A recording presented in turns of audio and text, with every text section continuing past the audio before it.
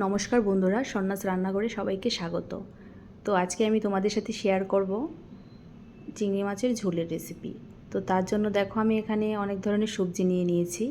এখানে আছে ঝিঙে, বেগুন, পটল, আলু আর কাঁকরোল। তো তোমরা অনেক ধরনের সবজি নিতে পারো এটার মধ্যে, আমি এগুলোই নিয়েছি। তো তারপর এখানে চিংড়ি মাছগুলো আমি এরকমভাবে কেটে নিয়েছি। তো সবগুলো একদম সাইড করে রেখে দেব। এখন আমি সবজিগুলো একটু হালকাভাবে ভাপিয়ে নেব। আর একটা কড়ার মধ্যে আমি এখন দিয়ে দেব সরিষার তেল দিয়ে, তারপর আমি ফোড়নে দিয়ে দেব মেথি, তেজপাতা আর একটা দারচিনি। বেশি দেব না, একটা দারচিনি দেব।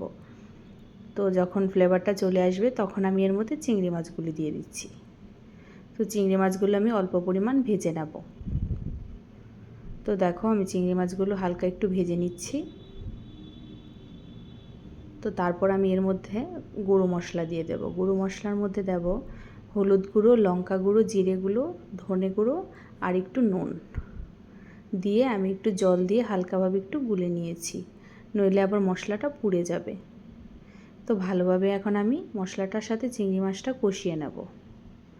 তো দেখো ভালোভাবে কষানো হয়ে গেলে আমি এখন সবজিগুলো ভাপিয়ে রেখেছিলাম, সেই সবজিগুলো চিংড়ি মাছের সাথে অল্প একটু ভেজে নেব।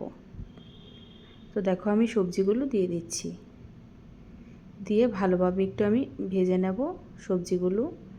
যখন নাকি একদম সবজির আর চিংড়ি মাছটা ভালোভাবে কষানো হয়ে যাবে তখন আমি এর মধ্যে ঝোল দেব। তো দেখো আমি ভালোভাবে কষিয়ে নিচ্ছি।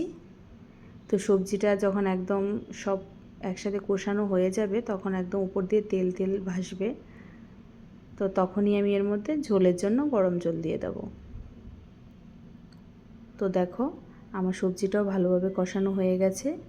তো এখন আমি জলটা দিয়ে দেব। তো জলটা আমি বেশিও দেব না, কমও দেব না, একদম মিডিয়ামভাবে দেব। তো দেখো আমি কীরকম রাখছি ঝোলটা। তো দেখো আমি এরকম রেখেছি। তো এটা ফোটানোর পর আরেকটু ঘন হবে। তো দেখো এখন ভালোভাবে আমি ঝোলটা ফুটিয়ে নেব। তো ঝোলটা যত ফুটবে ততই মানে চিংড়ি মাছের ঝোলটা ভালো হবে খেতে। সব তরকারির ক্ষেত্রেই ঝোলটা যখন ভালোভাবে ফুটে ওঠে না তখন খেতে অনেক ভালো লাগে। তো এই ঝোলটার সাথে না গরমের দুপুরবেলা একটু গন্ধরাজ লেবু দিয়ে ভাত যদি খাও না খুবই ভালো লাগে খেতে।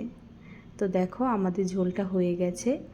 যদি তোমাদের এই ভিডিওটা ভালো লাগে লাইক, কমেন্ট, শেয়ার করে সাবস্ক্রাইব করে দেবে চ্যানেলটাকে।